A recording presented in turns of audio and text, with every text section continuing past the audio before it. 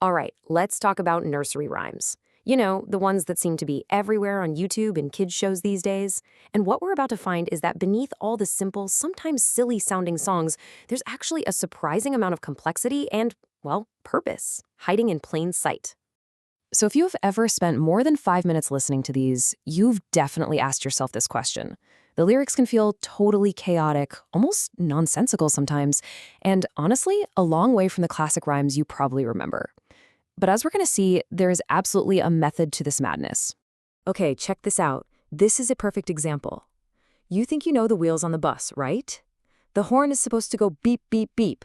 But in this version, it neighs. Yep, like a horse. Now, this is designed to be absurd, right? It's meant to grab a kid's attention by totally breaking a pattern they think they know.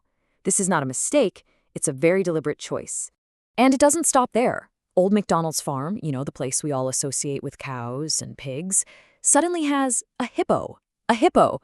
Now, at first glance, it just feels like pure nonsense. But these two examples, they're our first big clue that this isn't random chaos. These songs are being intentionally remixed to surprise, to engage, and to teach in some pretty new ways. So let's really dig into that first theme, the remix. We're going to look at what I like to call Old MacDonald's expanded universe, because his simple little farmland has basically been upgraded to a full-on safari. First, let's just remember the classic version. The original Old MacDonald was a really simple, super effective way to teach kids the sounds of the basic farm animals. You know, it's predictable, it's familiar, and it does that one job perfectly.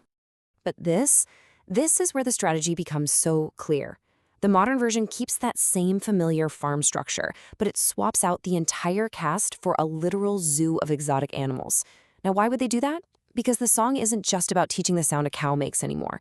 It's about expanding a kid's whole world of animal sounds, all inside a structure they already know and feel comfortable with. And that is the core strategy right there. You keep the familiar tune, you keep the catchy E-I-E-I-O part, and you use it as this perfect vehicle for totally new information. It's a really clever way to introduce the sounds of, a giraffe or a lion, sounds a toddler would never just run into otherwise. So we've seen how they expand vocabulary. But these songs also get, well, surprisingly sophisticated when it comes to numbers. They don't just teach kids how to count. They actually use numbers to tell stories, to build up tension, and even to explore some pretty complex emotions. So a song like The Ants Go Marching is a great example of this simple numerical storytelling. Each number, 1 through 5, it just introduces a new action that rhymes perfectly. It's this predictable, super satisfying progression that teaches counting and rhythm at the exact same time. But here's the thing, counting can do so much more than just make a rhyming list. A song like Five Little Ducks, for example, uses a really simple countdown to tell two vastly different and honestly pretty emotionally charged stories. So in the first version of the story, that countdown from 5 is relentless.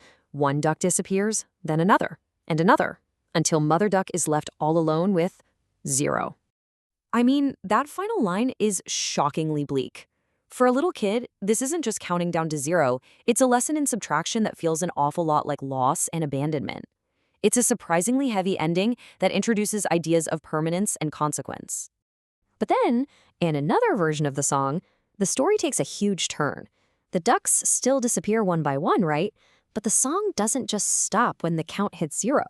Just think about that for a second. The exact same mathematical framework, a simple countdown, is used to create two completely opposite emotional experiences. One song introduces the pain of loss, while the other gives you the relief of this joyful reunion. It's just a powerful, powerful demonstration of how numbers can really shape a story. And this whole idea of remixing the classic formulas, it goes even deeper. It's not just about adding new animals or changing the ending. It's also about updating the core lessons and even the motivations of the characters themselves.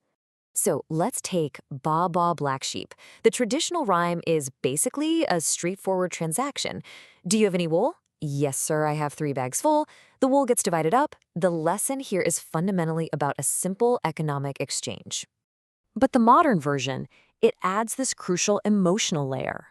The act of giving the wool is reframed completely.